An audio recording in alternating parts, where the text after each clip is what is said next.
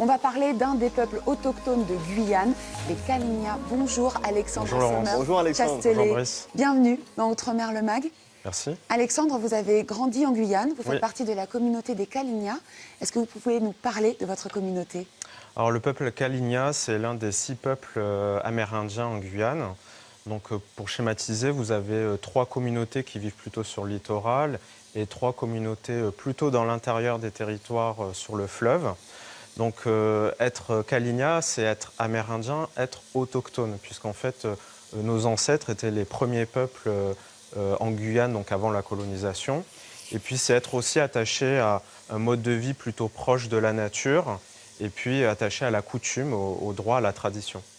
D'accord. Aujourd'hui, Voilà, c'est ce qui définit en fait la culture Kali'na, proche de la nature. Proche de la nature, avec des coutumes, des traditions, des modes de représentation coutumière. Nous avons des chefs coutumiers, aussi l'attachement à la terre, puisque nous avons une forme de culture traditionnelle qu'on appelle la bâti, donc, Oui. qui est l'agriculture sur brûlis, et puis aussi attaché à la préservation de notre culture, de nos langues. 6 peuples amérindiens, 6 langues différentes amérindiennes. Et puis, des à langues travers vivantes, donc l'artisanat, effectivement. des langues qui sont pratiquées, toujours oui. vivantes, effectivement, surtout chez les Kali'na. Et puis l'attachement aussi à tout ce qui est artisanat, notamment ce collier amérindien que Oui, je vous ai avez amené. apporté alors, un très beau bijou. Ce collier, il est porté. Alors, c'est votre collier, Oui, c'est le mien, on me l'a offert. d'accord, que vous portez pour des occasions particulières ou que vous pouvez porter quand vous le voulez? Oh, je peux le porter quand je veux, mais c'est vrai que c'est plutôt pour des occasions particulières. C'est une manière de montrer sa culture, en fait, de montrer qu'on est amérindien et qu'on est fier de l'être.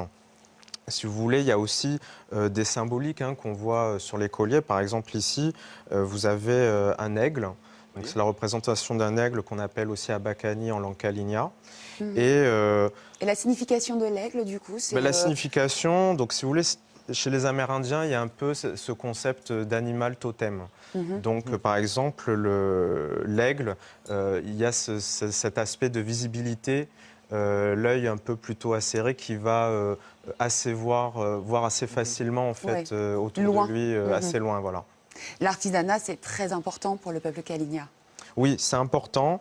Alors, par exemple, ce collier, bon, il est assez simple. Il est confectionné en général plutôt par les femmes amérindiennes, mais pas que. Vous avez des colliers qui sont beaucoup plus grands, des colliers qui sont faits, alors à l'origine plutôt avec des graines, puisque à l'origine c'était des graines qu'on retrouve dans la nature. Oui. Là, par exemple, sur ce collier, ce sont plutôt des perles de Perles. verre. Donc ça, c'est des matériaux qui sont arrivés beaucoup plus tard, mais qui maintenant sont très courants. Donc la plupart des colliers amérindiens ressemblent plutôt à celui-ci. Et les bijoux sont portés, par exemple, celui-ci, c'est un collier pour homme, ou en fait, c'est un collier qui peut aussi se porter par une femme, Ah, aussi bien par un homme que par une femme, oui. et pas forcément avec un titre particulier. Non, pas forcément. C'est beaucoup plus la symbolique qu'il y aura sur le collier, en fait, qui sera important. Oui, plus même un bijou peut-être de protection. Donc, quand on vous l'a offert, c'était symbolique. peut-être une symbolique à ce niveau-là. Oui, c'est vrai qu'il y a une symbolique, et puis la personne qui vous l'offre, il y a toujours une volonté, en fait, de partager sa culture, c'est important. Ouais. Le tir à l'arc, Alexandre, vous pratiquez vous-même? Alors, je ne pratique pas couramment, mais j'ai eu l'occasion de m'entraîner en fait dans le cadre des Jeux autochtones, les Jeux Kali'na en fait qui sont organisés une fois par an en décembre. Et donc c'est l'occasion à travers des épreuves comme le tir à l'arc en fait de créer une cohésion entre autochtones, entre Amérindiens, mais aussi avec toutes les autres communautés en Guyane. Ah, c'est la question que j'allais vous poser justement. Est-ce que ça regroupait plusieurs communautés ou uniquement Oui, alors au départ, c'est vrai que Jeux autochtones, c'était plutôt l'occasion entre communautés de différents villages et même des pays frontaliers de se rencontrer. Oui. Mais très vite, en fait, c'est devenu un événement qui a attiré en fait toutes les communautés en Guyane. Et donc, vous avez des équipes complètement mixtes, autochtones et non autochtones, population créole, population métropolitaine mélangée. Ouais. Et où trouve-t-on aujourd'hui la communauté Kali'na? Où vit-elle? Alors la communauté Kali'na, donc elle fait plutôt partie de ces communautés qui vivent sur le littoral et plus particulièrement dans l'ouest de la Guyane. Donc vous avez l'une des 2 grandes villes après Cayenne, la 2e grande ville, c'est Saint-Laurent-du-Maroni. Vous avez pas mal de villages Kali'na, mais aussi une commune très importante, c'est Awala Yalimapo, qui est aussi une commune principale chez le peuple Kali'na. Aujourd'hui, Alexandre, c'est la journée internationale de la Terre. Est-ce que, alors, j'imagine que la communauté Kalinia et tous les peuples autochtones sont très proches et ont un rapport avec la nature très importante. Est-ce qu'il y a une journée particulière qui est fêtée pour ce rapport à la nature et à l'environnement?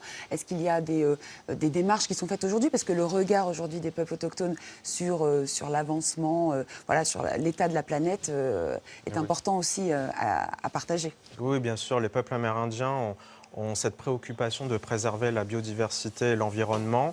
Alors, il n'y a pas une journée en particulier dédiée à ça, mais déjà dans le milieu associatif, il y a vraiment cette préoccupation sur tout type d'activité qui pourrait y avoir un impact en Guyane sur l'environnement, où vous avez des Amérindiens qui sont assez mobilisés, notamment les jeunes. Ensuite, en parlant de journées célébrées, vous avez par exemple la journée des peuples autochtones.